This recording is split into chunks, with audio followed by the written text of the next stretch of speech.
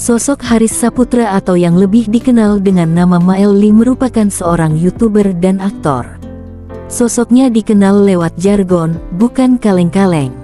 Jauh sebelum dikenal, Mael Lee ternyata pernah menjadi orang bandel. Mael Lee bahkan sempat terjerumus narkoba. Hal itu diceritakan Mael Lee saat berbincang dengan Vincent dan Desta. Bagaimana kisah lengkapnya? Yuk kita simak videonya. Sebelum kita mulai, jangan lupa klik tombol like dan subscribe, supaya tidak ketinggalan informasi menarik seputar artis tanah air.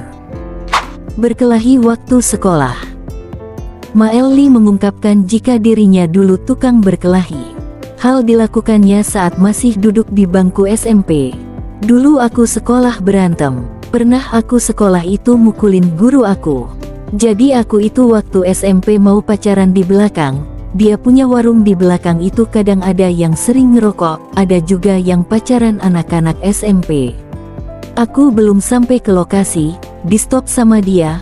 Mau kemana kau? Mau pacaran pak? Alah kamu merokok ya. Dituduh-tuduh aku pukul. Berantem sih, dia mukul aku juga, aku mukul dia. Dia malah manggil tukang jaga warungnya juga untuk ngeroyok aku, ucapnya.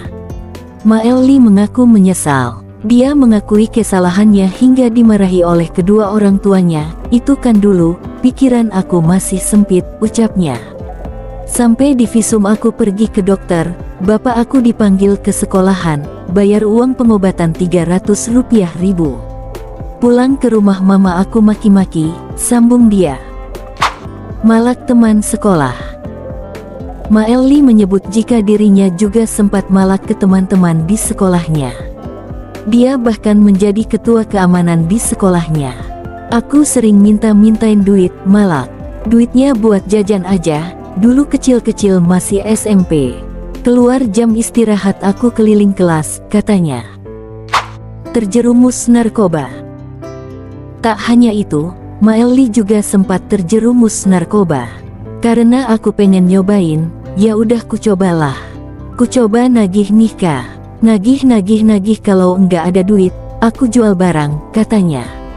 Mael Lee bersyukur dia bisa lepas dari narkoba. Saat itu dia pun sempat menjadi target operasi polisi. Dia kemudian memutuskan merantau ke Pulau Jawa. Dia mulai membangun karir. Mael Lee berpesan untuk menjauhi narkoba. Jauhi narkoba, ngerusak pikiran, ngerusak badan, ngerusak masa depan. Itu setan, udah jauhin. Sesukses apapun kita pakai narkoba, jatuh miskin kita, katanya. Jadi pengangguran. Namanya makin dikenal berkat aksi kocak dalam kontennya. Tak heran jika namanya cukup populer di kalangan warganet. Meski kini telah dikenal oleh banyak orang serta memiliki popularitas, mungkin tak banyak yang tahu jika Mael pernah menjadi pengangguran. Ia mengaku sempat menganggur selama 5 bulan saat memutuskan untuk merantau. Awalnya aku nggak ke Jakarta, ke Garut dulu, karena nggak ada kerjaan jadi aku tinggal sama keluarga. Selama 5 bulan aku nganggur, ucap Mael. Bahkan karena 5 bulan menganggur di Garut, Jawa Barat, mantan suami dari Intan Ratna Juwita ini mengaku jika dirinya hampir ingin pulang ke kampung halaman di Aceh. Namun rencana itu ia batalkan. Mak ada nggak kenalan di Garut, aku suntuk kali nggak ada kerjaan, kalau nggak ada kerjaan aku balik aja ke Aceh, cerita Mael. Jadi sopir Dicky Chandra. Mael Lee mengaku sempat menjadi sopir pribadi salah satu artis sekaligus politisi Dicky Chandra. Berkat perjuangannya, Mael Lee akhirnya berhasil terjun ke dunia hiburan hingga kini dikenal banyak orang. Dibawalah ke Jakarta, tapi nggak di Jakarta, Cilengsi, Bogor, yang penting aku ikut aja. Ternyata pas sampai aku suruh ikut kerja sama Pak Dicky Chandra, jadilah aku supir, ucap Mael. Mael mengaku mulai merasa pekerjaannya sebagai seorang sopir tak membuatnya sepenuhnya berkembang. Terjun ke dunia YouTube. Pada suatu hari, ia melihat seorang temannya tengah membuat konten video. Ia kemudian mulai tertarik dan bertanya berbagai hal kepadanya. Orang aku di situ kan minta pendapat gimana caranya berkreativitas. Biar aku bisa lebih berkembang.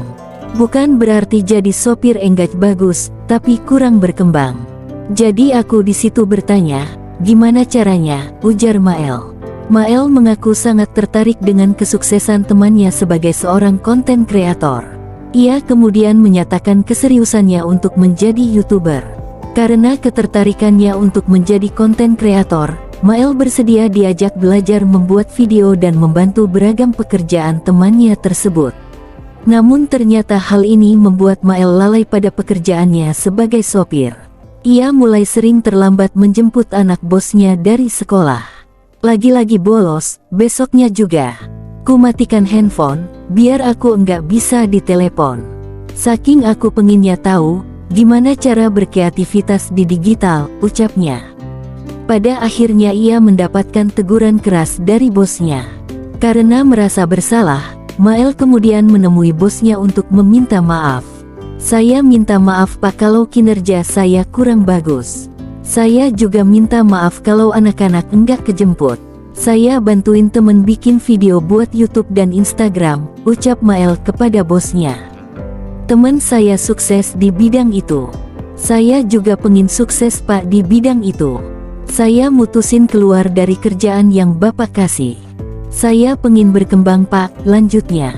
Namun tak disangka, bosnya mengerti keinginan Mael dan mengizinkannya undur diri dari pekerjaannya, bahkan menawarkan tempat tinggal untuknya.